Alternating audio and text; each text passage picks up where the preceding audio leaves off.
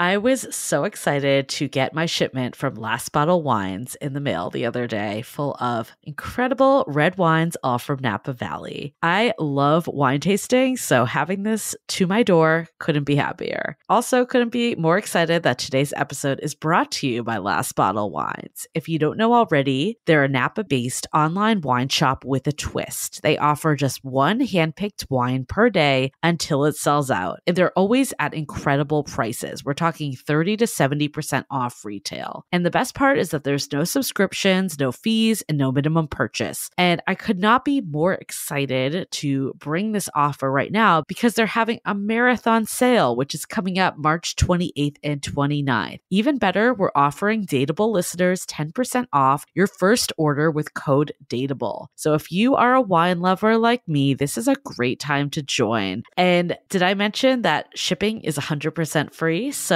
what are you waiting for? Mark your calendar for March 28th and 29th, or get on it earlier if you want. You can sign up at lastbottlewines.com and use code DATEABLE and find out why Last Bottle is the most fun way to discover and buy amazing wine. This episode is made possible by Badlands Pets. As you all know, Mojo, my precious baby, is the reason why I found love in the first place. He made me feel love again. So I would do anything to ensure his health and longevity. And actress Katherine Heigl and I have that in common. She's helped save over 16,000 dogs through her foundation. And after doing a ton of research, she feels there's one place we can look to improve any dog's health, and that's their food. So fortunately, she found that just by adding a few special superfoods to her dog's food, she saw huge transformations in their health. So she's made a 20-minute video explaining step by step how anyone can do the same thing to see incredible changes in their dog's health. I've definitely re-looked at what I'm feeding Mojo and making sure that, hey, he only has one life to live, and I want to make sure it's the best damn life. So if you want to keep your dog healthy and happy, go to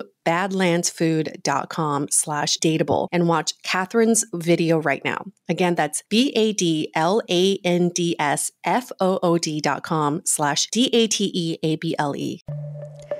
The Dateable podcast is an insider's look into modern dating that the Huffington Post calls one of the top 10 podcasts about love and sex. On each episode, we'll talk to real daters about everything from sex parties to sex droughts, date fails to diaper fetishes, and first moves to first loves. I'm your host, Yue Xu, former dating coach turned dating sociologist. You'll also hear from my co-host and producer, Julie Krafchick, as we explore this crazy dateable world. Welcome to season 13, everybody, and welcome to this episode of the Dateable podcast, where we are on a mission to dig into the whys of people's behavior when it comes to modern dating. And we've been on this mission for 13 frickin' seasons. I can't even believe it. Lucky 13, here we are. And we have a treat for all of you today. We are digging into the whys when it comes to sex. And you guys have asked for it. You asked for more sex, and we're giving you more sex. We're giving it to you because we're a sex podcast after all. You don't know, but sex falls into the whole scheme of things. I feel like you can't have dating without sex. You can't have relationships without sex. And we're going to go into all of that with, I almost sort of feel like she's like the godfather of sex, or like the godmother of sex, I guess is the, I feel like when you hear about sex books, Come As You Are is one that people always reference. And we were super lucky that we're part of the Frolic Media Network, which you probably have heard us talk about many of times on our podcast. And the author of Come As You Are is also part of the network. So we obviously jumped at the chance to try to get her as a guest. And here she is for our season opener. Emily Nagoski is her name. I feel like she could be a household name by now. She is, though. I feel like she's responsible for opening up the conversation about sex and what's normal when it comes to sex. And this is one of those books that, to me, was so eye-opening because it wasn't about, how to have the best sex of your life or what you're doing wrong. It was like how to just accept how your sex life is right now and how to better understand how your body works when it comes to intimacy, stimulation, the things that turn you on and things that turn you off. It is absolutely probably the most most beneficial book for your sex life to read today, whether you're a man or a woman. Yep, whatever your sexuality, whatever your ages, stage of life. I thought it was completely eye-opening. I'm like, I can't even believe I hadn't read it until recently. I kind of feel like I should have, from a long time ago. Was this your first time reading it also, Yue, or had you read it? It was my first time. I had heard about it for years, but she did update the book this year. So I'm actually glad that I read it this year. And I have an excerpt from the book that I think really sums up her message. If I may, Julie, yes, can I? Hit it. The media message. You are inadequate. Spanking, food play, ménage à trois. You've done all those things, right? Well, you've at least had clitoral orgasms, vaginal orgasms, uterine orgasms, energy orgasms, extended orgasms, and multiple orgasms. And you've mastered at least 35 different positions for intercourse. If you don't try all these things, you're frigid. If you've had too few partners, don't watch porn, and don't have a collection of vibrators in your bedside table, you're a prude. Also, you're too fat and too thin. Your breasts are too big and too small. Your body is wrong. If you're not trying to change it, you're lazy. If you're satisfied with yourself as you are, you're settling. And if you dare to actively like yourself, you're a conceited bitch. In short, you are doing it wrong. Do it differently. No, that's wrong too. Try something else. Forever. Yeah, take that in. I mean, I feel like that does sum it up well, because this whole you are normal is such the message that she's bringing in. And I don't know, I feel like you're constantly learning new things about sex. Even we're both I'm still in my late 30s, but almost in my 40s. And, you would think that you would have it all figured out by now. But I feel like it's always something that you're learning new things. The education of sex never ends, probably because we had such horrible sex education growing up.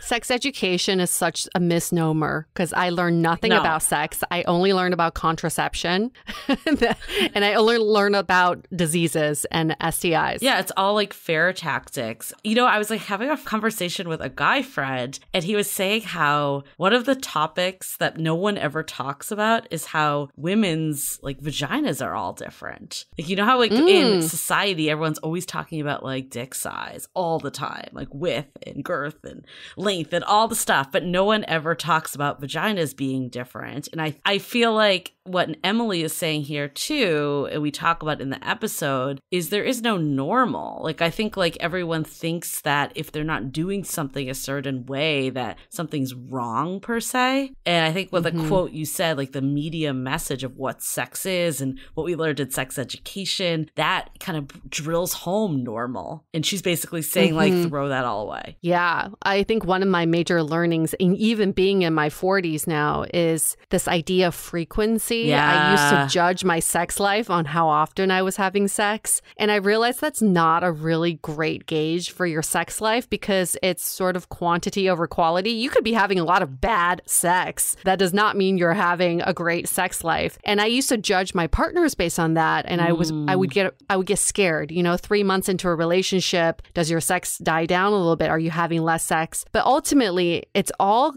comes back to intimacy and connection. And we place so much pressure on the quantity of sex that we forget to place importance on the quality of connection with your partner.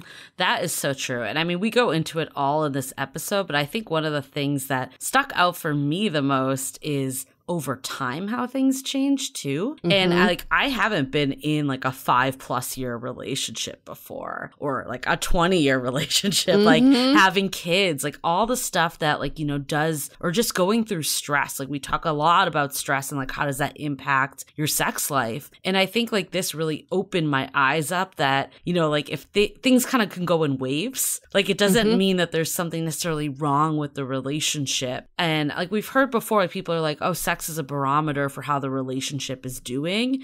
And I think like on some sense that's correct. Like it can't be like, you know, non-existent or like that one person isn't satisfied at all. But I do think there is external stuff that really has nothing to do with the relationship or just where you're both at the time. Like if you have like a sick parent, like how are you going to feel like sexy? You know, like that doesn't have to do with your relationship. Yeah, life happens. And then how are you really supposed to maintain the same sort of sexual desires as you evolve as a person? And I think that's the ultimate message, is that as we evolve ourselves, our sex lives will evolve. And that's something really exciting. It's not something that we should look down upon at all. No. And I think like I remember talking to a friend about this, and like she was talking about just how her sex life was not good with her partner. And I'm like, have you talked to him about it? Mm-hmm. And she's like, I can't. And I feel like there's this feeling of like not, like it feels like this like super personal topic that no one wants to rock the boat on, but ultimately it was causing a lot of like dissatisfaction in the relationship. And I think like you're worried that you're going to offend someone, but at the same time, like if you're just like not communicating about it and it's obvious that you're not having sex,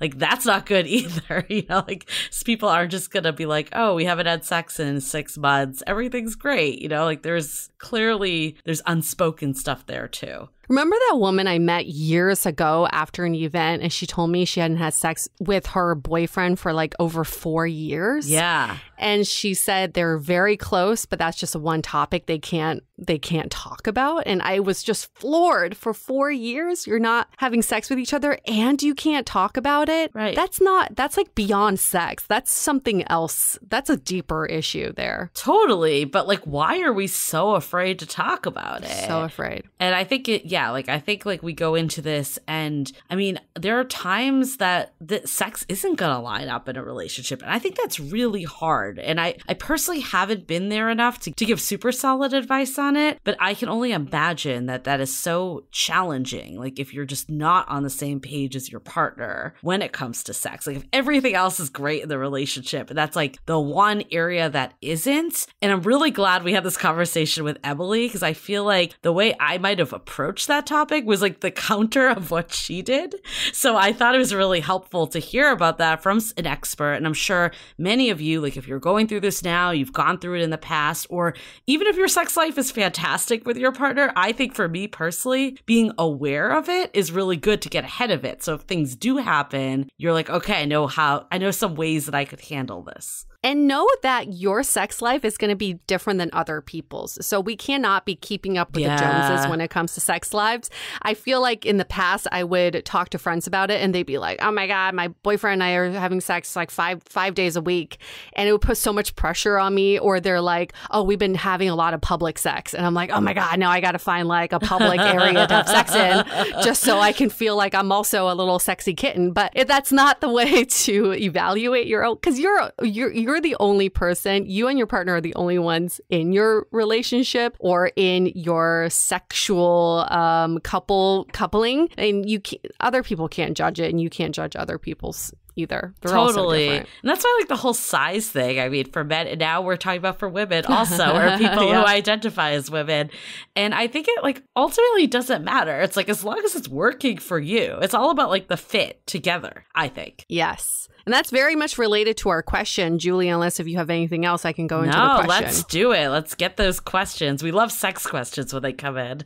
This one is a very popular question, and it is the $1 billion question, I'm going to call it. How do I get better at sex? We've had many different ways of people asking us this question, and it goes back to our conversation already where everybody's different. So there's no blanket statement on how to get better at sex. The first thing I can think of is to get to know your partner the best you possibly can. Talk to them, communicate, ask what turns them on, what turns them off, what is something that you've done that they really loved, what is something that they think you can improve on. It's that constant feedback loop that will help you improve your sex life with the person that you're having sex with.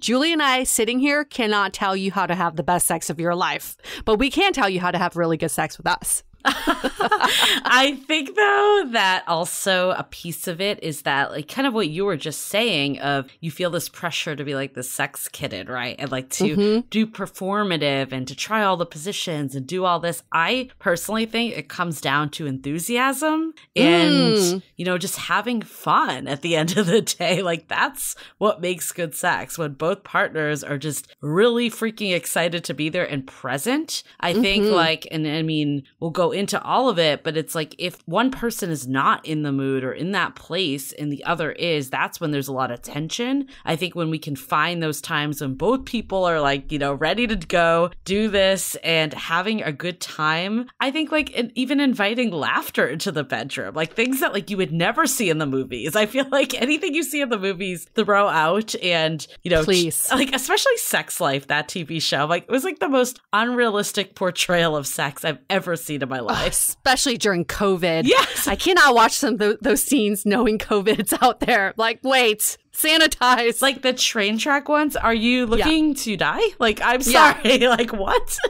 Yeah, my basic needs aren't being met, so please take it out of my vagina. I'm trying to survive here. So I think, though, just like, you know, bringing that lightheartedness to it, I think it's all about the vibe and energy and connection that you're having. And like Yue said, too, just having those conversations, the only way is through communication. There's a common misconception that the more sexual partners you've had, the better you are at sex. And I can tell you that is absolutely not true. Yeah. The best sex I've had before my current partner was with someone who had only been with one person his whole life. And the reason why our sex was so good was that he was so great at communication and so great at being attentive to my needs. And it had nothing to do with him having multiple partners. He's only been with one other person before me. I absolutely second that, because I think sex between two people is different. Like it doesn't, how do you know like if you love being in a relationship versus like a relationship with the other person? And I think sex is the same thing too. It's like, do you love sex or sex with that person? And I almost think like, obviously everyone's going to be like, I love sex in general, or I love being in a relationship because I like being with the person. But I think it almost is one and the same, minus just the pure fact of doing it versus not, because you're in a relationship with that other person, and then your relationship with another person would look totally different. And I think the same goes for sex. It's like you and that person are having a sexual relationship, and that looks totally different than if they were to have that with someone else. So if you look at it that way, it really doesn't matter how many partners they've had, because what you guys have is unique at the end of the day. Yep. And every new person you have sex with, treat it like it's something so new and fresh. And so we're talking about people who are in relationships, but even if you are having one night stands or having these short-term situationships, how can you get better at sex? Again, it's having the intentions of having fun, keeping it in the present. Stop pressuring yourself. Stop thinking about, oh, I have to orgasm, or she has to orgasm, or he has to orgasm. Don't think about the end product. Just have fun in the moment and experiment and have that constant feedback loop. And you should be good. You should be good to go. Right. Presence is everything with all aspects of relationships. Yeah. Fabulous. Announcements? Yeah, let's do a few announcements. You've all heard it before, but we have the new Sounding Board 2.0 that we are kickstarting next month officially. So if you are interested in joining the Sounding Board, definitely get in now. We've seen a lot of new people rolling through, which is awesome. You will lock in our legacy rate. So we are now going to move to one tier. You will lock in the legacy rate. We will be upping this rate come September. So definitely get in now if you've been thinking about it. In 2.0, you're going to have the opportunity to talk to Yue and I, doing these like coffee chats / office hours. We're still working on the full name, but basically it's an opportunity to ask us anything about your dating lives and to just shoot the shit and talk to us in a group setting. And also, you know, it's that mastermind with other folks too. So you might get a answer from us, but you also might get a really great answer from another person to whatever you're going through. And we are also rolling out like a more, focused discussions. We've learned from Sounding Board 1.0 that people really love coming when there's a specific topic that's super relevant, and they have this opportunity to chat with other folks, hear different perspectives, and that's exactly what we're going to be doing. So we're going to have our hosts be leading these amazing discussions that it's like you're kind of like doing your own mini podcast with these people, but it's not recorded for the public, which is kind of the best of both worlds here. So yes, because that would be illegal. So we wouldn't be doing that. But we are experimenting with Sounding Board in its truest form. It's called the Sounding Board for a reason. And this is a safe space for you to come to and get pretty much crowdsource opinions and advice from other people who may be going through the same things or have been through them before. So get all the information at dateablepodcast.com/sounding board. You can also DM us on Instagram at Dateable Podcast because we're pretty active there and we can answer any questions you may have. But it is something that I think it's part of personal self-care and you deserve it. So treat yourself. Absolutely.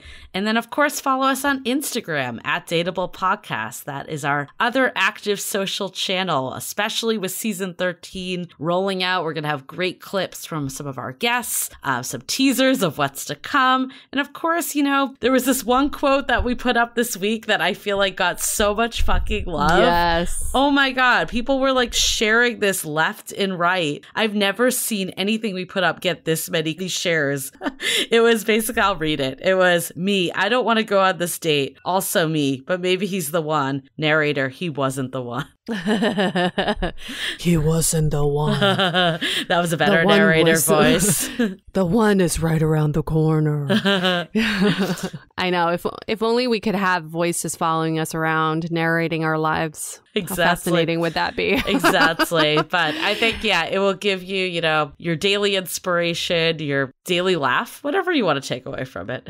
Whatever you want to call it. And just your daily support system. How about we call it that? Your daily support system. Yes. Sometimes you gotta just laugh when shit's hitting the fan, right? Yes. Yes. You got people rooting for you with the best memes and quotes on the interwebs, folks. Okay, let's hear it now from our sponsor this week. This episode is made possible by Thrive Cosmetics. You've heard us rave about them before, and we're not stopping. Thrive Cosmetics is a line of high-performance, award-winning products that are made with clean, high-performance, skin-loving ingredients. All Thrive Cosmetics products are formulated without toxic ingredients like parabens, sulfates, and phthalates, and they're cruelty-free by never testing on animals. The Liquid Lash Extensions mascara is my #1 obsession. I no longer have to get extensions because this magical mascara does the trick. It's completely flake-free, smudge-free, and clump-free and stays on even on the hottest of days. No raccoon eyes for me. Also, as part of their bigger than beauty mission, for every product purchased, Thrive Cosmetics support nonprofit partners with a donation of funds or products.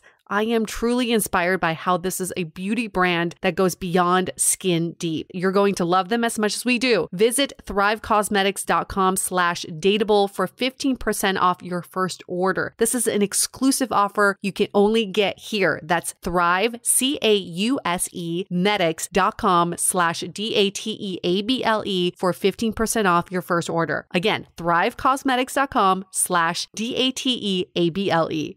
This episode is sponsored by BetterHelp. We at Dateable are huge fans of therapy, and BetterHelp can match you with your own licensed therapist and connect you in a safe and private online environment. Me, for example, I was able to start communicating with my therapist in less than 48 hours. It was so quick. Now, BetterHelp is committed to facilitating great therapeutic matches, and it's more affordable than traditional offline counseling. Their licensed professionals specialize in everything from dating trauma, stress, anxiety, trauma with a big T, depression, grief, you name it. They have someone who's an expert in that. We at Dateable wish for all of you to live a happy, healthy life. And that's why as a listener, you'll get 10% off your first month by visiting our sponsor at betterhelp.com/dateable. Join over 1 million people who have taken charge of their mental health. Again, that's BetterHelp, spelled HELP.com/DATEABLE. Okay, let's get into it with Emily.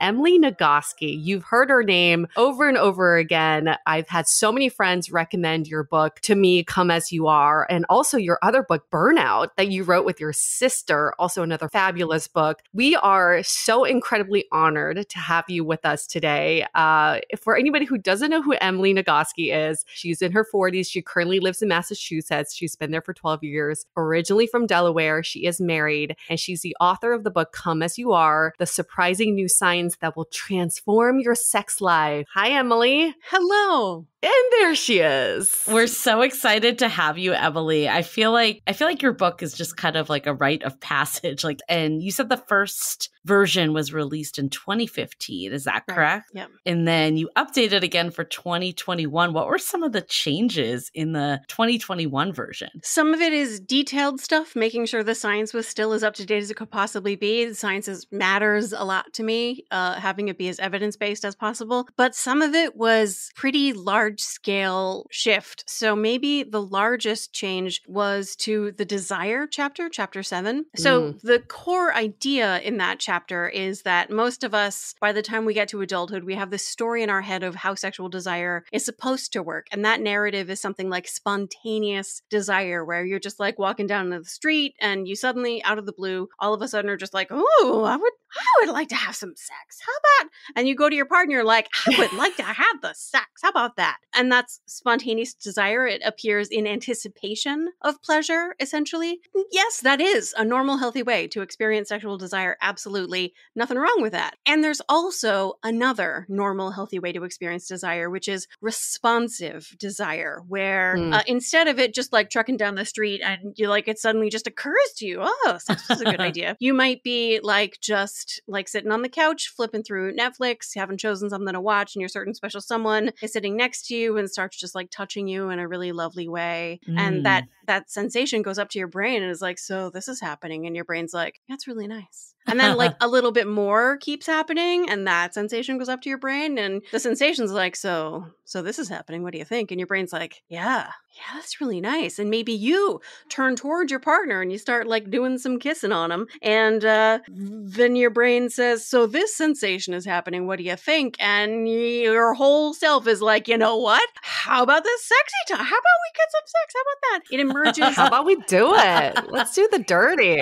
It's called a responsive desire because it emerges in response to pleasure, where spontaneous desire emerges in anticipation of pleasure. And it's news to a lot of people that responsive desire is 100% normal, natural, healthy. In fact, the couples who sustain strong connections over the long term, regardless of their relationship structure, whether they're like monogamous married or poly-married or open relationship, this is their only like long-term sexual relationship. They come and go in this relationship. If you want to sustain a strong sexual connection with another person over the long term, it is not going to be a relationship characterized primarily by spontaneous desire.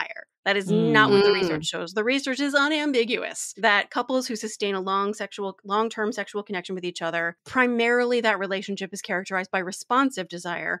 In the first version of Come As You Are, I said, so responsive desire is normal too. But I know everybody hears that and is like, well, it's all well and good that it's normal, but let's face it, spontaneous desire is better. So the first version of Come As You Are is, here's some strategies to get to spontaneous desire if that really matters for you. And the more research accumulated over the following years, the more I was like, no, people need to let go of spontaneous desire because it truly, deeply does not matter. And their pursuit of spontaneous desire is actually interfering with their ability to have very pleasurable sex. Pleasure is the central defining characteristic of great sexual connections. It is not how much you can't wait to put your tongue in the other person's mouth. It is how much you enjoy it when you do put your tongue in the other person's mouth. So I switched the entire function of that chapter to being like, not only is responsive desire normal, it is the thing that you should be focusing on. This is so fast. I'm so glad we're starting here because I think it's important to define what these two desires mean. Because in my head, when I read this chapter, I kept thinking, one of the complaints that my partner has is that I don't initiate. I respond. And I love being, like you talk about, contextual. When all my ducks in a row, I feel good and he initiates, that's when I get really turned on. So for someone who, I very much focus on the responsive desire, but someone still has to initiate that chain of events, right? And wouldn't that be part of the spontaneous desire? Maybe. Or, so the complicating factor in the picture that I have seen you painting here is that feeling wanted is a big part of what puts you in a desirous state of mind. It's part of what arouses you. You're like, everything's going great, the context is positive, and then your partner approaches you in a way that feels really good. And like, that's the thing that kicks you over to the edge until like, oh, right, yeah, this person wants me. Yeah, all right. And probably your partner would really like it if you initiated because they also like to feel wanted. For sure. And initiation often makes it feel like this person wants me. And like you do want your partner, right? Like you enjoy the sex that you have together. Absolutely. So you don't have to have a spontaneous kind of like horny bones feeling in order to initiate sex. So let's go into that a little more. I want to talk about what dictates our sexual response, because you have a lot of interesting research about just like, how long do we have? All day. Basically, what makes us want to like pump the brakes versus like put the gas pedal on? Can you kind of go into that a little more? So what you're talking about there is the good old dual control model, which is the mechanism in your brain that controls sexual response. And as you can tell by the name, the dual control model, it's got two primary parts. It has a sexual accelerator or gas pedal, which notices all the sex-related stimulation in the environment. So that's everything you see, hear, smell, touch, think, believe, or imagine that your brain codes as sex-related. And it sends the turn on signal that many of us are familiar with. And it's functioning all the time at a level below consciousness. Here we are talking about sex, thinking about the idea of sex, like what would count as like a sound that's sex related to me? What would count as a smell that's sex related to me? Just that little bit is enough to be like, well, there's some sex related thinking, and so I'm going to send a turn on signal. Fortunately, at the same time, in parallel, your brakes, the other part of it, are noticing all the good reasons not to be turned on right now. Everything that you see, hear, smell, touch, taste, think, believe, or imagine that your brain codes as a potential threat. And this is the big one. This is the normalizing, oh, look, it's totally normal and healthy and good for there to be things hitting my brake. And the process of arousal is a dual process of turning on the ons, yes, but also turning off the offs. And it turns out when people are struggling with any aspect of their sexual functioning, arousal, pleasure, desire, orgasm, sometimes it's because there's not enough stimulation to the accelerator, but much more often it's because there's too much stimulation to the brake, because stress hits the brake, body image stuff hits the brake, trauma history hits the brake, relationship trouble hits the brakes, your kids hit the brake. You think? So is this one and the same of your sex drive, or do you describe it differently? You hear people always be like, my sex drive. Yeah. The technical language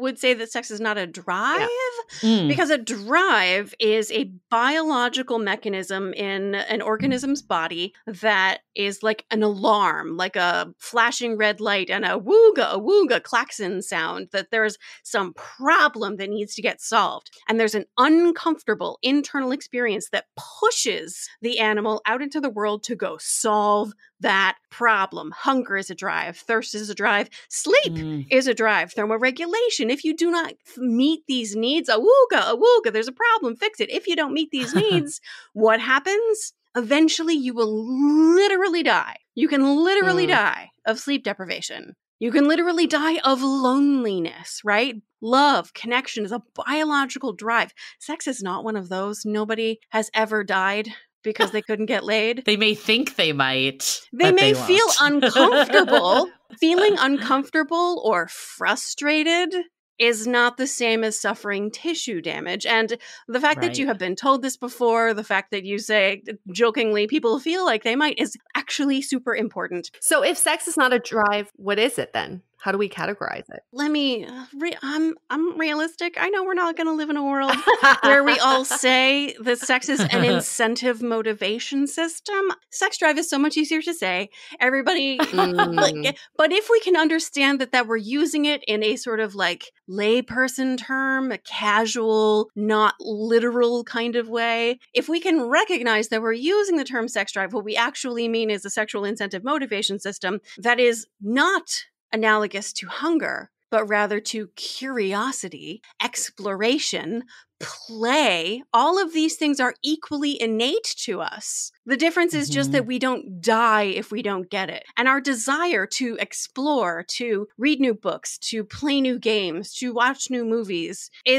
it comes and goes, right? There are some times when you just want to like watch the same movie you've watched 1,000 times, read the same book you've read 1,000 times. There are times when all you want to do is like curl up in bed in silence. Those are times when you are feeling stressed, overwhelmed, exhausted, anxious, depressed. Those are the times when you're not interested in sex too, probably. Well, 80 to 90% of people. Those are times when your interest in sex is like, no, thanks. I want to break down the dual control model a little more. And I think the overarching theme I got from your book is that everything is normal. There's nothing that isn't. And I think that's really important, especially with sex that can be such a sensitive topic. People will want to argue with that. So let me make sure, because people find it very difficult to be like, what do you mean everything is normal? Do you mean everything is normal? And here are two things that do not count as normal from my point of view. One, unwanted pain. It's not supposed to hurt unless you choose for it to hurt. If you enjoy pain with your sexual experience, great, go for it. And the reason that happens is explained in chapter 3. So you go. But unwanted pain is not normal. Talk to a medical provider. And I don't say that glibly because a lot of people, when they're experiencing pain with sex, get dismissed by medical providers who don't know better. So you are going to have to put legwork into finding a provider who will take you seriously and refer you to, for example, a physical therapist, which is like the most promising intervention for most experiences of sexual pain. So that's one thing that's not normal. If you're experiencing, and I have had this conversation where people are like, and it hurt, but like that was just, and I was like, no, that is a thing that not to accept. I mean, if you want to, go ahead, but no. And then the second thing that's not normal, obviously, is lack of consent. Yeah. Everybody involved should be glad to be there and free to leave whenever they choose without any consequences. Right. I'm glad that you specified that. I think what I thought was good about the normal comment was more of different desires and different, the sexual breaks. Everything and else is pedal. normal. Your breaks are normal. Responsive desire is normal. Arousal non-concordance, where there's a mismatch between your genitals and how you feel emotionally. That's normal. If you want to fuck your partner's armpit, that is normal. There's a word for it. It's called axillary intercourse. Do you? As long as everybody involved is glad to be there and free to leave without consequence, go for it. You can do anything you want. All normal. Love it.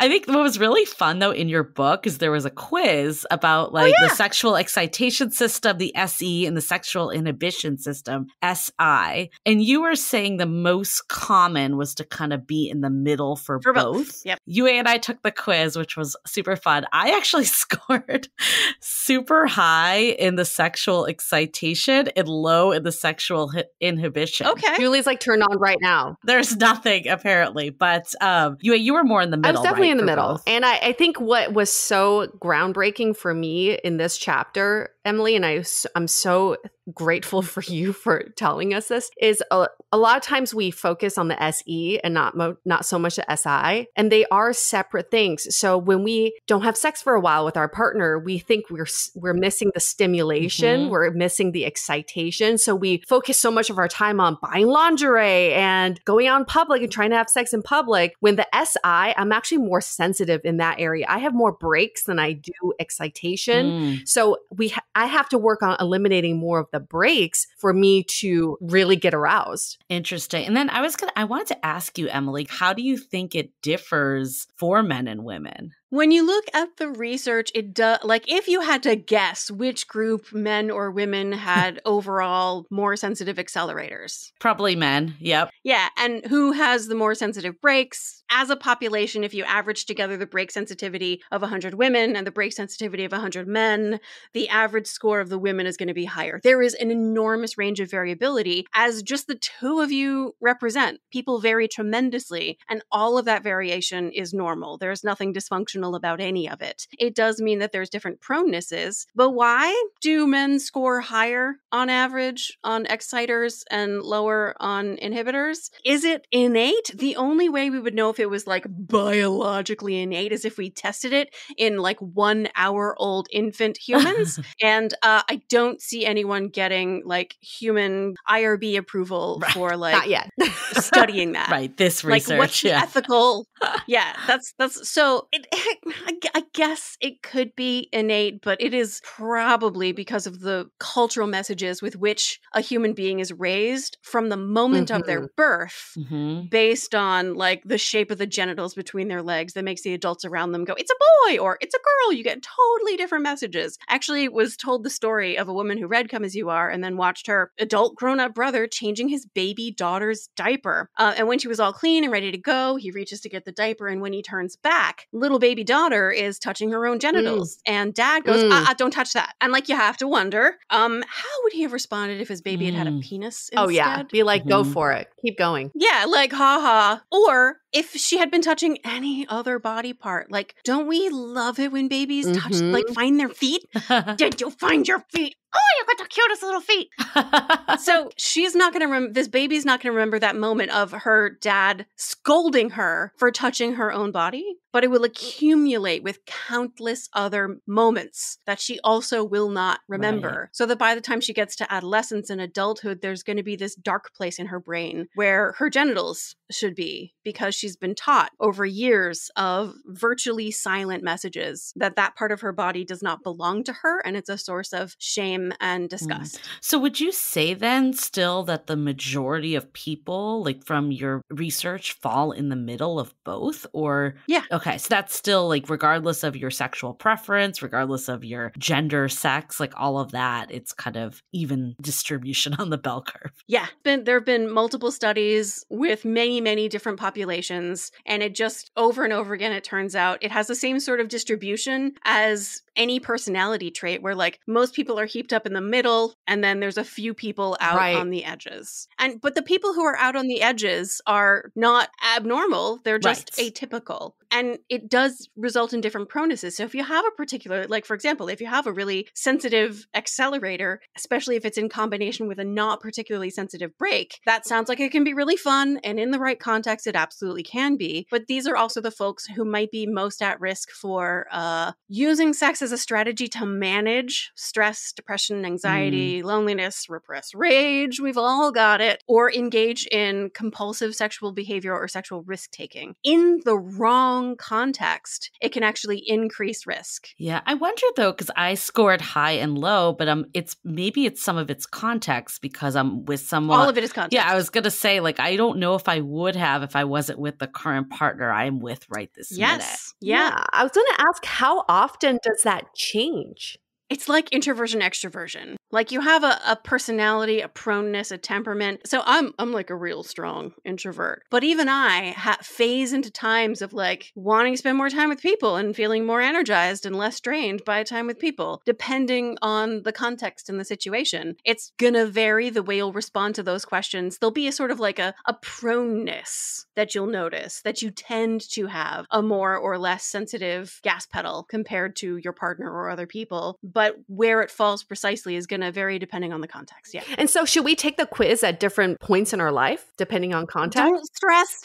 What will it do for you to have a different score on a little Cosmo quiz? Like, I used items from the actual science, but like, that is not a scientific quiz. It's very much like a Cosmo quiz, just to give you a place to start in thinking about the sensitivity of your accelerator and brake. And for most people, because most people are in the middle, it's much less about how sensitive are my brakes and accelerator, and much more more about like, there's a break. Right. So let's talk about those breaks in context a little more, because I think context is key as we keep playing into. Yes. So I feel like in movies, you see it's just like, let's put some candles and roses, and then we're going to immediately have sex. Like, which cues do you think matter more than others, and which ones don't? Which cues matter more? Okay, so when you look at the research, it's really so rarely about what I actually think. Sometimes it's about what I think, but mostly it's what does the research tells us. And the research tells us that personal well-being really matters, mental and physical health. Obviously, if you currently have the flu, that's not going to facilitate really flexible and responsive turning off the brakes. Like, you're just going to be like, no. Partner characteristics. And we can think flexibly about what counts as a partner characteristic because it varies from person to person. For me, it's sense of humor. Like, when my partner is funny, that's like a big deal for me. My sister is a musician, married to a musician. So for her, sitting in the living room when he's in the piano room practicing, she's just sitting there like, turned on. I married the right man.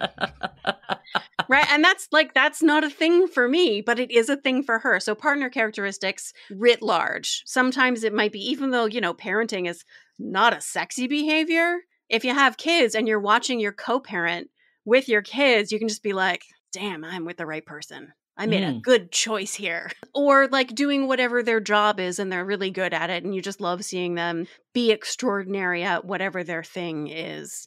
So partner characteristics is the second thing. The third thing is relationship characteristics. Most important among the relationship characteristics is trust. So there's a relationship researcher and therapist named Sue Johnson who developed emotionally focused therapy, EFT. Yeah. And she defines trust as basically the answer to the question, are you there for me? R meaning, so R stands for emotionally accessible, emotionally responsive, and emotionally engaged. When I show up with a feeling, you are emotionally present and with me, responsive and engaged. And it's extremely important with sex because there's a lot of vulnerability involved in sex. You might be taking off some clothes and letting somebody see parts of your body almost no one else will see. Or touching parts of your body almost no one else will touch. You might be putting a part of your body inside a part of someone else's body, or letting them put a part of their body inside your body. Like, it takes so much trust. And if you take off your clothes and your partner is like, wow, yay, and thank you, then they are really there for you. Yeah. Whereas if you show up and take off your clothes and your partner's like, okay.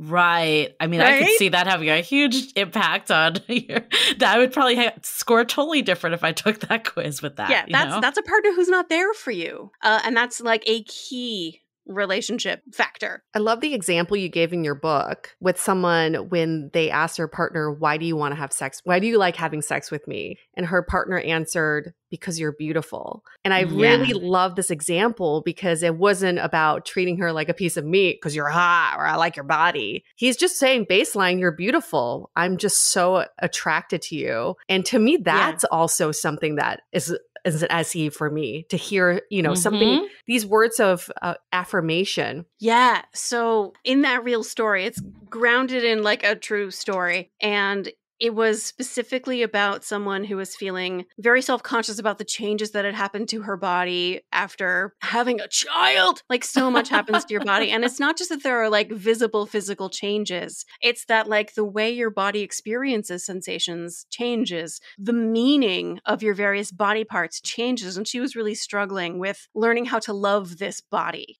And she had absorbed, as we all have, a lot of like cultural messages about like getting your pre-baby body back and blah, blah, blah. It's all bullshit and noise. Yeah. And we can talk about that later if you want to. But what he said when she was like, why would you even want to have sex with this is actually what she said. Why would you want to have sex with this? And he's like, because you're beautiful. And I've heard the story over and over, actually, especially after the book came out. Men kept telling me about how gorgeous they found their partners after they had a child. That they either were in no way bothered by the changes or actively loved the changes to their partner's body after a child came along. And yeah, I have also heard stories about men who were like, well, I don't know, she doesn't look the way she used to. But many more stories of men being like, she gets hotter every day. Well, if you want to have sex, that's what you should be saying, because the other is gonna turn it off. And not just what you say, but what you actually feel. Because, let's face it, when you are in a long-term relationship, especially if you get married and do the whole till death do us part thing. I don't know about you, but I intend not to die while still having the body I currently have. I got decades ahead of me, I hope. If I'm lucky enough to grow old and my partner is lucky enough to grow old, then both of us are going to be old, baggy, wrinkled, bald, gray-haired, scars from surgery, metal hips. Our bodies are going to be really different by the time death does us part. That's the deal. When you get married because your partner looks the way they do, you're not marrying that body. You're marrying the whole future of that body. That's love. Let's take a quick break from this insightful conversation with Emily for a couple of messages.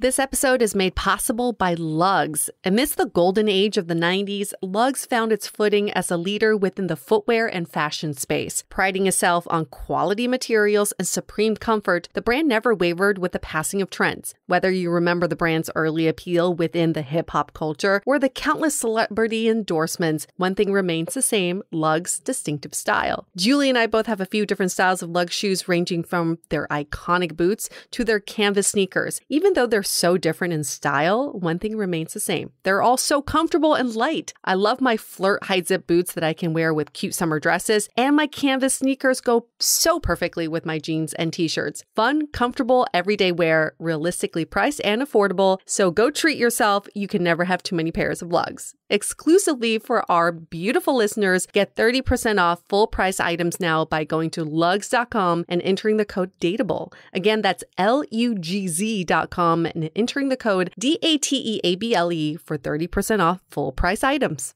This episode is sponsored by Viia. We all know there are things that can help set the mood in the bedroom, but did you know a little THC could also do that? Yes, Viia has developed a unique blend of pleasure-enhancing cannabinoids, libido-strengthening herbs, and a low dose of THC all into one mind-blowing gummy called High Love. This gummy, wow, it will awaken your senses, increase blood flow, and intensify any sexual experience. I've been pleasantly surprised by the High Love gummies because it is just the right amount of THC for me to have a good time without feeling sleepy. And hey, if THC is not your thing, Viia also offers a wide array of other gummies without it. And everything legally ships in 50 states with discreet packaging directly to your door. So if you're over 21, you can get 15% off and a free pack of award-winning Dreams THC plus CBN sleep gummies with our exclusive code DATEABLE at viiahemp.com. That's VIIAHEMP.com. Let the gummies work their magic. Head to viiahemp.com and use the code DATEABLE to receive 15% off and one free sample of their Sleepy Dream gummies. That's viiahemp.com and use the code DATEABLE at checkout. Take your passion and pleasure to a whole new level with High Love from Viia Hemp.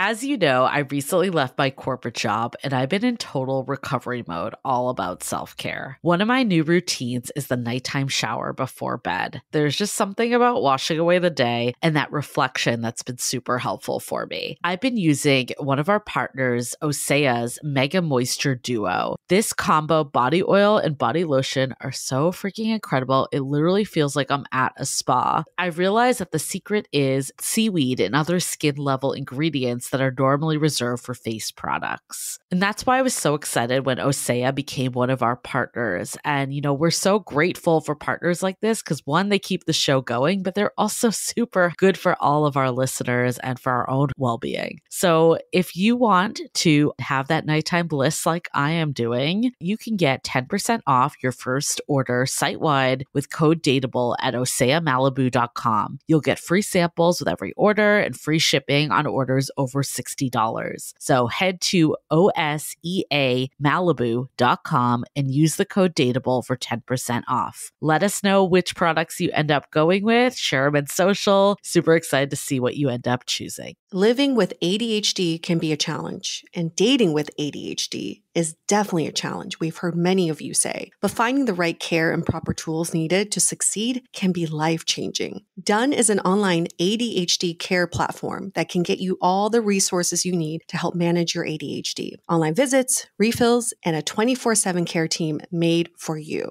In just 1 minute, Done's online assessment can help kickstart your ADHD treatment journey. With experienced clinicians, worry-fill refills, and online visits, you can start getting personalized care as soon as today or tomorrow. So contact an expert team that can help you around the clock and get a personalized treatment plan just for you. Here's how you do it. Take a free 1-minute assessment and book an appointment with a licensed ADHD clinician as soon as the next day. Get continuous care, one-click refills, insurance coverage, and 24/7 care team support with Done for just $79 a month, and pharmacy copays as low as $0. Visit get.donefirst.com/podcast to learn more. That's get.donefirst.com/podcast to learn more. Done. Turn ADHD into your strength. Yeah, I think the body is such I mean, I've definitely felt that. I think it's like if you're not feeling great about your body, and obviously if you have a partner that's not, receiving it well, that's another whole thing. I mean, if you're in a situation where there's a lot of stress going on, whether that's your own feel or let's say the other flip side of having kids is that you're just like, run down and tired and whatever, or maybe you start a new job, whatever life throws at you. Do you just accept that this is a point in time, or like, are there ways to kind of reactivate your SE? So, no, don't worry about, it's very rare that the thing to focus on is adding stimulation to the accelerator. Nearly always the idea is like, so what's hitting the brakes right now? And what control do I have over that? Are there things that I can do to like take some pressure off the brakes so that the accelerator is free to do its job? And there absolutely are going to be times when like, nope, the gas pedal is like fine, but man, the brakes are just on the floor right now. I got the foot brake on, I got the hand brake pulled up. Like we're just not going anywhere right now. Like if you just brought a brand new baby into your life, no, you're not going to be getting any sleep. The whole idea of your body is going to be weird and kind of just like baby hands touching your body, and the whole meaning of your body parts is now about like parenting and how do you transition out of parenting mode into hey sexy lady mode. Right. Like that takes practice and effort. So there is no more ironic way to not experience any interest in sex than to judge yourself for how little interest you have in sex. Yeah. Because if you're like trying to like get in the mood and you're like, what's going on? And it's been weeks or months and I still am not in this place. And you're like judging yourself and criticizing yourself. And maybe your partner is like, should you see a doctor? Do you think there's something wrong with you? Is any of that activating the accelerator? Is that sex related stimuli that's no, it's all hitting the brakes. So if you like take sexual desire, take sexual interest, take sexual behavior off the table entirely, no pressure, no judgment, no performance anxiety. You just allow there to be like a breathing moment in your connection where you take space. When we study people who have great sexual connections, these are not people who necessarily sustain a strong sexual connection constantly. They're not the ones who never find that there is distance between them. They're the ones who, finding that there's distance between them, find their way back to each other. Well, this is very timely because you talk about stress and how it can, absolutely contribute to our SI hitting the brakes. But you also make a clear line between stressors and stress. Oh, yeah. I would love for you to explain what that is, because to me, that was the most helpful definition. And also, how do we manage stress, not in a way that society tells us to manage stress, but in a healthy way? Yeah. So the short answer is chapter 4 of Come As You Are, and then all of Burnout. Yes. So the single best so Come As You Are is really focused on like women's sexual well-being, not because women most deserve sexual well-being, but because the cultural denial of their sexual autonomy and pleasure, access to pleasure, is the foundation of, I think, all the evils in the world. And it turns out the best predictor of a woman's sexual well-being is, surprise, her overall well-being. Mm-hmm. Yeah, and I'm sure that applies to men too, right? Anyone's overall well-being is going to help them. Yes. For everybody, yeah. So because people were like, this is the most important chapter in this book, that's actually why Burnout was the next book. So chapter 4 of Come As You Are and 1 of Burnout are beginning with this idea that the process of dealing with your stress, which is the physiological thing that happens in your body, the adrenaline and cortisol and all these things we read about with the fight or flight response, which is actually fight, flight, freeze, fawn. And then there's your stress. It's dealing with that is separate from the process of dealing with your stressors, which are the things that activate the stress response in your body. Our stressors, to take like an extreme example, are like traffic. Right? Like biologically, your stress response is the same when you're sitting in terrible traffic, when you are surrounded by douchebags, as it is when you're being literally chased by a predator, like a lion, right? Like, so you're on the savannah of Africa running, and your body is doing what it is designed to do, feeding you this adrenaline and stuff so that you can run to escape, right? So you're sitting in traffic surrounded by douchebags, and your body's pumping out this adrenaline and stuff and like trying to help you out. And running is not the behavior that's going to fix this situation. You just need to wait. So by the time when you're running away from a lion, if there's only 2 possible outcomes here, right? Either you get eaten by the lion or you survive. So imagine you run all the way back to your village and you outrun the lion and you jump up and down and you explain and you tell the story to your friends and family and you feel so relieved and grateful and the sun seems to shine brighter, right? When you get out of your car after you've been in traffic for 45 minutes, you get out of your car, do you suddenly feel glad to be alive and the sun seems to shine brighter and you love your friends and family? Or do you still want to punch somebody in the face and you kind of accidentally take it out on the first mammal you see when you walk in the door? Your partner. Yeah. So that's the difference between dealing with the stress and dealing with the stressor. If you get home from the terrible traffic, you have dealt with the stressor, yay. If there is, some douchebag at work who you just like, the way to deal with that is not going to be the way your adrenaline wants you to deal with it, which is to lean over the table and slap him across the jaw. That is not appropriate. That's just not a thing you can do. Legally. Yeah, no, literally for legal reasons, it is not correct.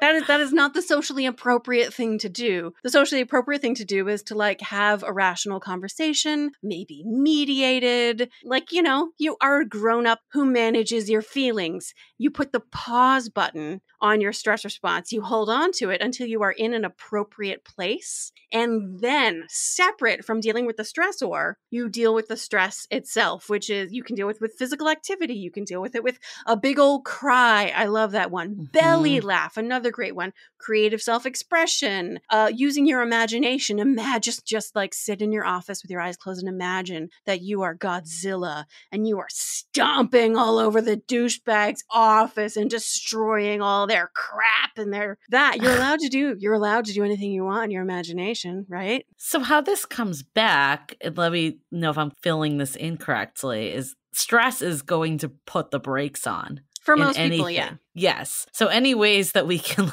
de-stress and address this stuff, that's going to help with overall sexual happiness. Yeah, because it fixes your overall well-being. And also some people feel like they can distract themselves from stress with sex. And I feel like for me personally, having sex while I'm stressed actually adds to my anxiety and my stress. So it is okay to say to my partner, I'm taking a pause so I can work through my stress before we have amazing sex. Right. So one of the things that we've gotten this question a lot is what happens when my partner and I have different, I would have said sex drives in the past, but now I want to say SE and SI. Levels of interest in sex or motivation. Exactly. How do you address that situation? I feel like what you hear in, bad Cosmo advice is, like set the candles, buy sex toys, like basically adding to the SE, where what I'm kind of gathering from you is maybe it's focusing on the SI a little more. It's absolutely 100% focus on the SI more. Yeah. So suppose we got partner A and partner B. Partner A has higher interest in sex, would like sex more frequently. Partner B has lower interest in sex, would like sex less frequently. First of all, there is an automatic judgment about one of the person having a more correct level of sexual interest than the other one. Yes. Right? And that's wrong. That's already, you're starting off wrong right there. That probably adds stress right away to the other person. Because then one person is like the diagnosed patient. And usually it's the higher desire person who's like the better sexual interest. And the lower desire person is the worst. Like there's something wrong and broken with you if you have lower interest in sex. That already, so like start from a place of like both of us are equally correct and normal and healthy in our level of interest in sex. No one's broken. We just have a relationship where we need to like figure out a compromise, a way to make this work. And if I'm the higher desire partner in my relationship, then what I want to do is I want to figure out everything that's hitting my partner's brakes and just sweep them away, get rid of them. I went to, I originally heard this story actually from Sarah Wendell of, yes. Yeah. A Frolic, which favorites. is how we got connected, our network, shared network. She tells the story of being in an elevator and listening to people having the conversation. Like these characters in these romance novels, they can be like literally running away from the bad guy. They're being shot at and they hide in a closet, running away from the bad guy, and they have sex in the closet while they're like, and this woman is like, I can't have sex if there's still a dish in the sink. Right? Like it's a distraction. It's an interruption. Her brain is still on that dish and not letting it go. The wrong, easy way to address that is to like tell the person, well, you just need to like be more mindful, be more present in the moment.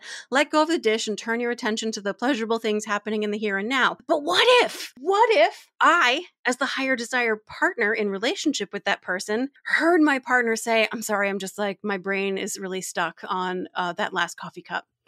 I, as the higher desire person, can be like, you know what, baby? Go fucking clean it. I'm going to go clean that dish. And I come up like a superhero. Yes. I did the dish. You smell that dish soap, baby? I mean, I've literally heard stories about laundry. Laundry's a really big one. It's a huge one. Hitting the brakes, people like, because there's so many steps and you just have to like wait until the next step is ready. So like, you've got date night and the last load of laundry never got folded. Yeah. So the story as it was told to me was like, I'm in bed, I'm waiting for my partner to come up, I'm naked. I'm just like, can we just get this done? The to-do list really fucks you up. Yeah, I just want to cross it off. But partner comes up with the laundry basket naked and is like, hey, how you doing? I'm going to put away the laundry. I'm going to hang up each of your t-shirts. Doesn't make any sense to hang up a t-shirt, but that is the way you like it. And like, like bending over in a sexy way. It's playful. It's supposed to be funny and silly. But yeah, if I'm the higher desire partner, if I want to have sex more frequently or greater pleasure with the sex that we have, then I want to get rid of everything that is hitting my partner's brakes. And remove it for your partner. But what about something like this? I'm asking for a friend. My friend says... UA's question. She cannot have sex in humidity or when she's sweaty and sticky. But her partner is totally fine fucking in that kind of environment. How could the partner help remove that break for my friend? I feel like an air conditioner costs about $100. See, there's a solution to everything. There's a solution. You just need to find the solution. Like, what is like, put a big red bow on the box, be like, baby, I made an investment in us. I love this, but let's say this is a sore subject in your relationship. Sure, which it is for lots of people. Which it is. And I feel like the more you bring it up, the more their brakes probably stop, right? Like, because now it's... Welcome to the chasing dynamic, yeah.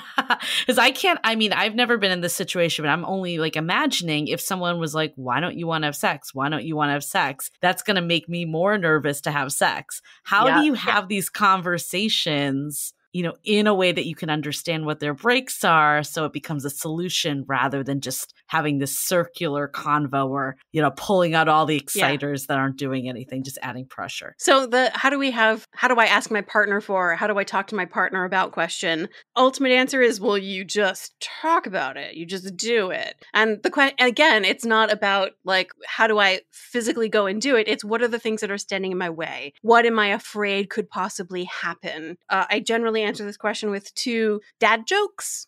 One, we love dad jokes. How do hedgehogs have sex? Very carefully.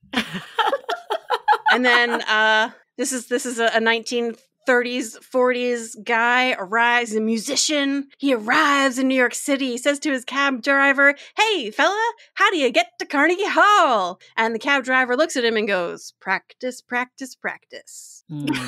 Get it? How do you get to Carnegie Hall? Practice, practice, practice. So the answer to how do I talk about it is very carefully and practice, practice, practice. The real question to ask is, well, there's a lot of questions to ask.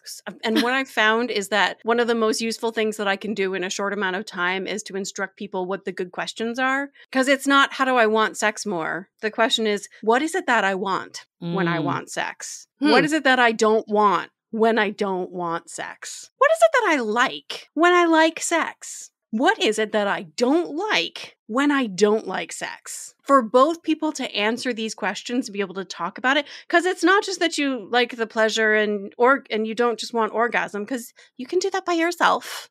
So what is it about having another person, and specifically this other person with you, that contributes something powerful and important to your well-being, to your sense of joy, to your sense of fulfillment as a human being? What is it that you want? What is it that you like or don't want and don't like? And that opens up the possibility of having a conversation that's not about the power struggle, because so often people frame sex as a resource to fight over in a relationship. And it's not. It is there. Oh, I'm gonna not go to the dark place of things that have happened culturally. We can save that for another episode, but it is a really great point, because we are sold into this narrative that in a new relationship, you fuck like bunnies. And then at some point you get so used to each other that you start having less sex and the sex is not good. But what you're really saying here, and this is my takeaway, is that sex gets better with time because you start to learn your partner's SEs and SIs, and it becomes a puzzle. You can, how do we crank up the SEs and how do we get rid of the SIs? So in that theory, sex should get better and better as you get to know your partner. Yeah. And that is absolutely how it works. When people are willing to abandon the script that somebody somewhere planted in our heads that says, here is how sex is supposed to work. It's supposed to be spontaneous. It's supposed to happen easily. You're supposed to sort of, it has an order of operations. You do things in this order. You engage in these behaviors, but not in these other behaviors. Boom, boom, boom, and you're done. And we can tell somebody's done because somebody ejaculates in somebody else's body. That's how you know. If we are willing, and in the research on people who have extraordinary sex, this is what they say. How do you get to be a person who has sex that makes you feel like you're like plugged into the universe? You abandon everything you were ever taught about sex, gender, pleasure, bodies, trust, shame, love, and you connect deeply with what those things are for you personally, regardless of what somebody taught you. And you connect deeply with what those things are for your partners, regardless of what the world taught you that was supposed to be. You really pay attention to you and to your partner, and you customize sex and make it exactly what it can be for you specifically, without regard to what anybody says it's supposed to be. This is the confidence and joy thing that I talk about all the time. Confidence is knowing what is actually true, knowing that responsive desire is not only normal, but great. Knowing about the dual control model, knowing what kinds of stuff hits your brakes, knowing that one level of desire is not better or worse than another level of desire. And joy, is the hard part. Joy is loving what's true. Yeah. About your sexuality, your body, your relationship, and the world you live in. And knowing what's true and loving what's true requires that you recognize the ways that you've been lied to your whole life about how sex should work. And when you can do that, you become freed up to do exactly what you were talking about, to begin to like pay really great attention to your own brakes and accelerator, to your partner's brakes and accelerator, and to play the game of like, how can we create space for our erotic selves to emerge under the like mountainous pile of other crap we have to deal with in our lives, to be able to play with each other in this specific, fun, goofy way we humans play. I love that. And I think, I mean, there's so many takeaways. We'll move on to that. Episode has just been jam-packed, nuggets and stuff. And obviously people can read your book. It's 110,000 words. That's it. People can read the book to even get more. But I think the biggest thing I learned from this, and I know it's one of those things that I think I knew, but I didn't think about as much, of just how much environment plays in to sex. The whole like working off of, the stressors and what is, pumping those brakes. Like I never thought that was the way to kind of get you the sex life that you wanted. Like it's almost like counterintuitive, yet it makes so much sense. So I think for me, that's a really great takeaway from all this. And I mean, you keep drilling this home. Besides the two things that you pointed out, everything is normal. There is no right or wrong. Like no one is better or worse. And I think that can change at different stages of your life based on what's going on. And, if something like someone can't orgasm or like something is coming up, it's not that there's something wrong. It's just maybe there's a stress that's happening that's causing this. Yeah. And, like, for example, you're worried about how long your orgasm is taking. Yeah. And I feel like sometimes we jump to like, what am I doing wrong? Or what am I doing wrong for my partner? And it's usually not about that. It's usually about these external contexts that's happening. Yes. Yeah, it frees up the whole like blame, judgment. Like you can just be set free from all of that stuff and be like, so here's this puzzle that we have. How do we solve it together? Mm-hmm.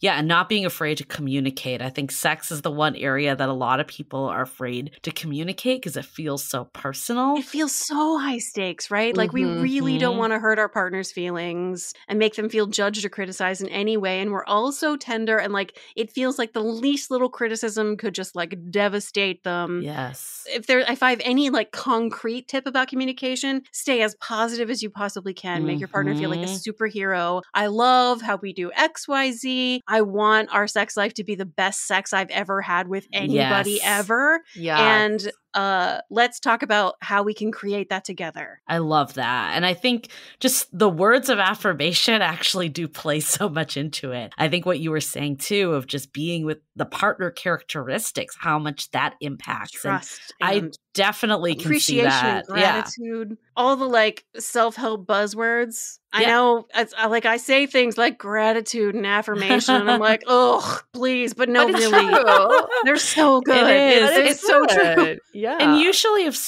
things aren't going well in your sex life, there is something deeper going on that's not just physical for the most part. Not always, but yes. It's all related. My takeaway is after reading your book, I just thought, wow, society's really fucked up about the way we educate and talk about sex. You even mentioned the fact that before someone turns 18, everything about sex is about no, all the dangers and fears around sex. As soon as a woman turns 18, she's expected to be this minx, like go fuck, go have the best sex of your life. And she hasn't been taught to do that. And then if she has too much sex or too little sex, her boobs are too big or too little, you are always doing it wrong. You always doing it wrong. There's always failing. Too much or too little, and the normal way of doing things, nobody's doing it that way. What I took away was we have to unsubscribe from these beliefs that came out of nowhere. And you talk about accidental environment. You were brought into an environment to learn all of this, not by your own choice, because you were accidentally brought into this world. Accidentally, not by your parents, but you didn't get to choose. You didn't get to choose. But any given moment in time, we have the option and the power to question, do I actually believe this? Or did I just freely subscribe to this belief without even questioning it? So that is really empowering to know. I also love this idea of creating the best sex with your partner. Something we talk about on our show is everybody loves to list their turn-ons and turn-offs. And I would challenge people to stop doing that because it's not one size fits all. Your turn-ons with one partner are going to be different with another partner. The fact that I love forearms on my current partner does not mean that I will love every forearm that I see. So I think it's great to know that like the concept that sex is a very customized thing makes it much more liberating to know that whatever you experience with your sexual partner is different from time to time, and you can treat it like an experiment and just keep experimenting. Yes. And it changes with every level of granularity. So like you may love the forearms on this person, but like no other forearms. Yeah. And also when this person with the great forearms like touches you in the special way in the certain special spot, today your knees melt. But tomorrow you're like extra overwhelmed and exhausted, and that same certain special someone touches that same certain special place in the certain special way. And you're like, will you please just go do the dishes? Same. That is normal. That is how our brain's perception of sensation works. That is normal. I think that's really important too. Because like for me, I'm at the start of a new relationship. And I think like sometimes you fear that like that honeymoon period will be over. And I think that knowing that it's normal, that things go in waves is super helpful, that there's nothing wrong per se. Like this is just life, and sex is one part of life. But if we were just having sex all the time, like humanity wouldn't be doing anything else. Right. Yeah. Well, like you have to sleep sometimes. We just be procreating all the time. That's it. Well, you wouldn't. The weird this is a side note, but there is actually not a relationship between frequency of intercourse and reproduction. Oh, shit. Just like more about the time when you do it. Yeah. Because the presence of the egg is the limiting factor. And like it's there whether you have sex or not. And if the sperm is present when the egg is present, then there's a possibility of pregnancy. So if you have sex every day, like 28 days out of 30, there wasn't any chance you were going to get pregnant anyway. So anyway, people are like, oh, is the reason we have a reduction in population because people are having sex less frequently? No, that is not why. No. Yeah. No, not at all. They're just using contraception. That's all. Yeah, exactly. They don't want kids. That's all. Yeah, people are maybe reason. making choices and having control over their bodies more than they ever have at any point in history. Like I would rather be alive now than at any time in the past. And I'm sure, God, I hope 50 years from now, if I'm still here, I'll be like, I'd rather be alive now than at any other time because people are more free. They have more opportunity to choose, and they have more cultural permission to be exactly who they are and love exactly who they love and enjoy what they love. I love hearing that. Thank you so much, Emily. You know, we were only able to cover like 1/3 of the book. There's just so much more in the book. In addition to all we didn't of even this, talk about orgasm. We didn't talk about orgasm. That was on our list. Yes. I wanted to talk about the hymen myth, which was like, whoa, what the fuck? That's crazy. So I guess this will be a great teaser for anybody who has not read your book or listened to your book. I've been listening to it audio, and it's so great to hear your voice here, and then I hear you on my walks. And so there's just so much more to uncover with the book, but also your book Burnout is fabulous. You wrote this with your twin sister. That's really crazy. She's a musician. Burnout affects so many aspects of our life, including our sex life. So also a very important book to read and put on our radars. Now, anything else you're working on? Especially with the pandemic. People have been like that of any book. Burnout is the one I would wish least were relevant to people's lives, but it is just more and more relevant since it came out in 2019. So I'm currently in book proposal mode for the next book. Ooh, exciting. Which is obviously a proposal, don't have a title or anything like that yet, but the idea is that writing Come As You Are was really, really bad for my own sex life. Writing a book is terrible. It's very stressful.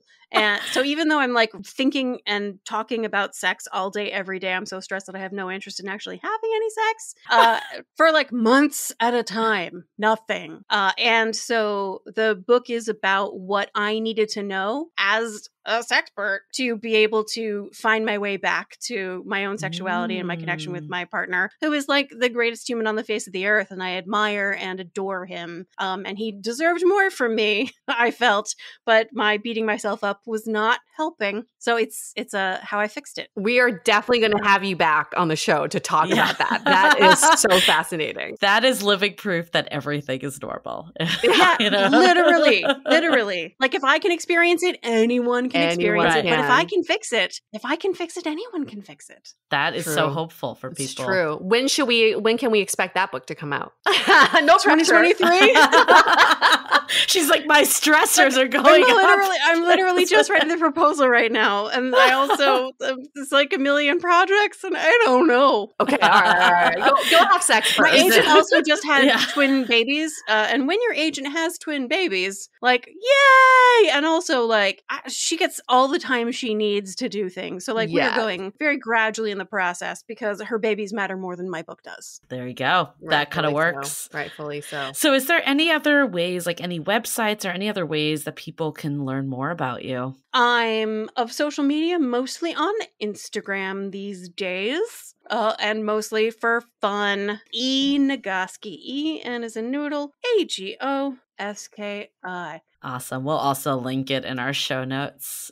Yeah, I will say that my sister, the twin sister with whom I wrote it, has begun a YouTube series called Autistic Burnout for autistic people because we're autistic. And it turns out there's a very specific thing of overwhelm and exhaustion for autistic people, and there are no resources that are evidence-based specifically for autistic folks. So if you want to see what our looks like as applies to neurodivergent folks, find Amelia on YouTube. As a musician, she sings songs very frequently.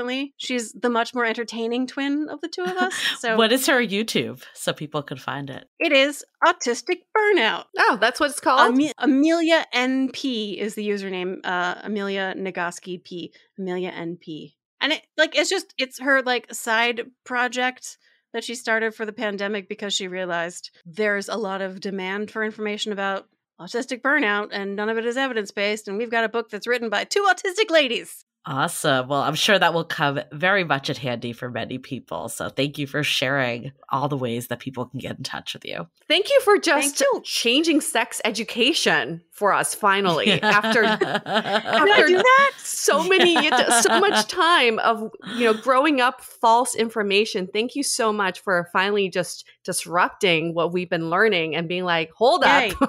Come on, guys. Let's get our shit together. You are such a hero. What if everything honestly. you thought was true wasn't true? Yay. I'm so glad I would never have expected when I was writing Come As You Are and, destroying my own sex life, not permanently, that it would have the kind of impact that it's had. It's hard to even understand what a positive impact it's had on people's lives. And so thank you for telling me, because it's like, I can look back on that and be like, that was worth it. It worked. So worth it. So worth it. Everyone deserves to have better sex. And you are doing that for us. So thank you for making the world a more healthier sexual place, if that's the way to think about it. We're going to wrap up this episode. Thank you again, Emily, for being a part of this show. And thank you to our listeners for listening to this episode, but also go out and get the book, both of those books. They're going to be so life-changing for you. And after you listen to this episode, feel free to give us 5 stars in Apple Podcast reviews, because 5 stars is like the biggest orgasm that we could have. That's like you giving us the hottest orgasm in the world by giving us 5 stars. So I'm just saying, like, do that shit because it will blow our minds. I think it's an exciter, right? When you it's the biggest SE. Biggest SE out there. It's a 5-star review. You don't want to like give an example of the sound you make when you get a 5-star review? No pressure. I mean, it changes from partner to partner. It changes. Every review is different. Every review is different. Absolutely. The last 5-star review we got, I think I made a sound similar to like, ow, something like that. But I can't guarantee I can replicate that for the next one. This is like a new program we have. Is like you do a review and you get a video recording back of you orgasming. Some of them are like howl, some of them are squeak, some of them are like guttural shudders. Sure. Yes. And some of them just pure silence. I'm just speechless. Right? Just like breath holding. Yes. But it's all normal. It's all normal. It's all good. That's the main takeaway here. We're going to wrap up this episode. Stay dateable! Ow! The Dateable Podcast is part of the Frolic Podcast Network. Find more podcasts you'll love at frolic.media/podcasts. Want to continue the conversation? First, follow us on Instagram, Facebook, and Twitter with the handle @DateablePodcast. Tag us in any post with the hashtag StayDateable, and trust us, we look at all of those posts. Then head over to our website, dateablepodcast.com. There you'll find all the episodes as well as articles, videos, and our coaching service with vetted industry experts. You can also find our premium Why series where we dissect, analyze, and offer solutions to some of the most common dating conundrums. We're also downloadable for free on Spotify, Apple Podcasts, Google Play, Overcast, Stitcher Radio, and other podcast platforms. Your feedback is valuable to us, so don't forget to leave us a review. And most importantly, remember to stay dateable.